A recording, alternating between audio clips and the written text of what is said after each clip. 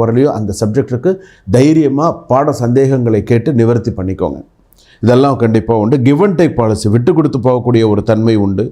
நல்ல ஒரு 9ஆம் இடத்து குரு அப்படிங்கும்போது நிறைய நல்ல விஷயங்கள்லாம் கண்டிப்பாக உண்டு. வேலை பளு அதிகரிக்கும். வேலையில் பார்த்திங்கன்னா அதிகமான பணி சுமைகள்லாம் இருக்கும்.